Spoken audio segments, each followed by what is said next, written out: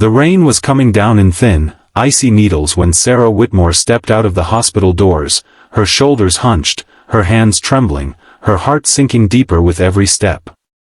She had just been fired after 7 exhausting years of service, accused of a mistake she never made, dismissed without mercy, and sent home with nothing but a thin envelope and a hollow ache in her chest. The city of Providence, Rhode Island, blurred before her eyes as tears mixed with rain, and the echo of the security guard's final words still rang in her ears. Fired and walking home, she had no idea that within minutes, the sky itself would roar to life, and 2 helicopters would descend, shaking the ground as voices shouted, "Where is the nurse?" Before the story unfolds any further, if you believe in kindness, second chances, and unseen miracles, take a moment to like this video, share it with someone who needs hope, leave a comment, and subscribe to the channel, because stories like this remind us that even in our darkest moments, light can break through. Sarah walked along the cracked sidewalk, her worn shoes soaking through, replaying every moment of the day in her mind. She thought of her father, Michael Whitmore, who had raised her alone after her mother died when Sarah was just 10, teaching her that dignity came from service and that compassion was a strength, not a weakness. She remembered the nights she spent studying under dim lamps, the sacrifices she made to become a nurse, and the countless patients she had comforted in their final hours.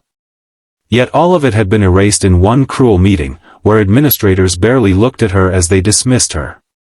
The accusation was vague, the investigation rushed, and the decision final. With her savings already stretched thin from caring for her younger brother Jacob, who suffered from chronic illness, Sarah felt the crushing weight of uncertainty pressing down on her chest.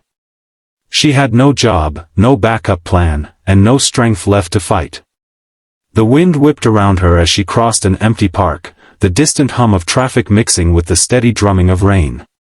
She barely noticed the sound at first, a low, distant throb that grew louder by the second.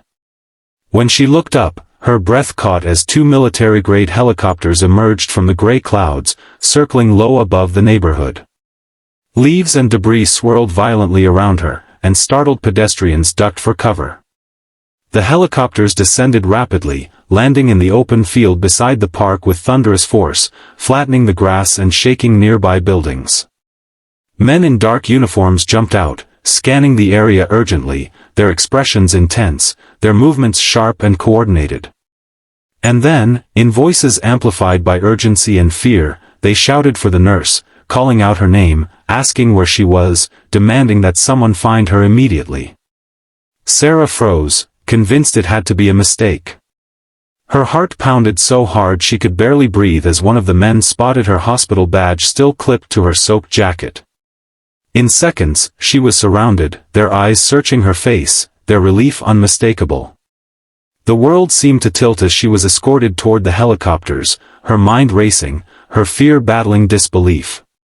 Only minutes earlier, she had been discarded, treated as expendable, and now she was being rushed away as if her presence alone could change the fate of someone important. The rain stung her cheeks as she was guided inside, the roar of the engines drowning out her racing thoughts. As the helicopters lifted off, Sarah learned that a prominent humanitarian leader, Thomas Caldwell, had collapsed during a charity event in a nearby city, suffering a rare and sudden cardiac condition. Emergency teams were unable to stabilize him, and someone had remembered a case from years earlier, when a young nurse named Sarah Whitmore had improvised a risky but successful procedure that saved a patient no one else believed could survive. That memory had spread quietly among certain medical circles, and when desperation struck, her name surfaced like a final prayer. Time was slipping away, and she was their last hope. The flight was a blur of flashing lights, urgent updates, and the heavy weight of responsibility settling on her shoulders. Sarah closed her eyes, steadying her breathing, drawing strength from the countless lives she had touched, reminding herself why she had chosen this path. When the helicopters touched down on the rooftop of a towering medical center in Boston, she was rushed through sterile corridors into a room buzzing with tension. Doctors stepped aside as she entered, their eyes reflecting both exhaustion and fragile hope. The man lying on the bed was pale, his chest rising shallowly, machines beeping in irregular rhythms.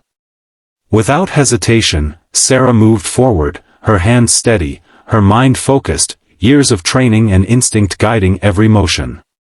Minutes stretched into an eternity as she worked, pushing past fear and doubt, trusting the quiet voice of experience within her. The room held its breath as she implemented a delicate, unconventional approach, adjusting medication levels and performing precise interventions that required absolute concentration. Slowly, almost imperceptibly at first, the chaotic beeping began to settle into a steadier rhythm. Color returned to the man's face, and a collective exhale rippled through the room. Against all odds, the crisis had passed. Hours later, Sarah stood alone in a quiet hallway, her clothes still damp, her body aching, her spirit drained yet strangely uplifted. The weight of the day crashed over her in waves, and she sank onto a bench, tears spilling freely. She thought of how close she had come to giving up, to believing the lie that she was no longer needed, and how easily the world could have lost this fragile miracle. As dawn crept through the windows, hospital administrators approached her with solemn expressions and heartfelt gratitude. Word had already spread, and her phone buzzed endlessly with messages from colleagues, former patients, and strangers whose lives had been touched by Thomas Caldwell's work. Within days, the truth behind her firing came to light. An internal investigation revealed that records had been altered by a supervisor attempting to cover their own error, using Sarah as a scapegoat.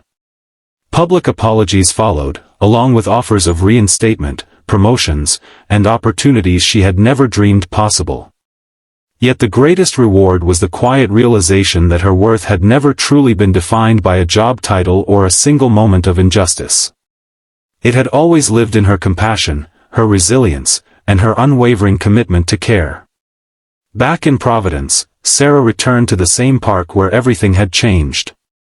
The grass had begun to grow back, and sunlight filtered gently through budding trees. She walked slowly, reflecting on how despair had given way to hope, how humiliation had transformed into purpose. She visited her father's grave later that day, whispering gratitude into the still air, feeling a deep sense of peace settle within her. Life had tested her, broken her, and rebuilt her stronger than before. As the weeks passed, Sarah accepted a new position that allowed her to train young nurses, sharing not just medical knowledge but lessons of empathy, courage, and perseverance. She dedicated her work to those who felt unseen, unheard, and forgotten, reminding them that their stories were far from over.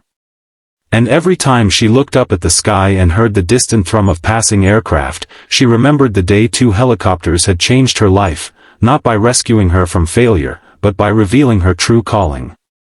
If this story touched your heart, stirred your emotions, or reminded you to hold on when life feels unbearable, please take a moment to like, comment, share, and subscribe, because your support helps spread hope to countless others who need it. And just before the end, I have a special request for you. Comment the word hope below if you believe that even after the darkest nights, the dawn will always come.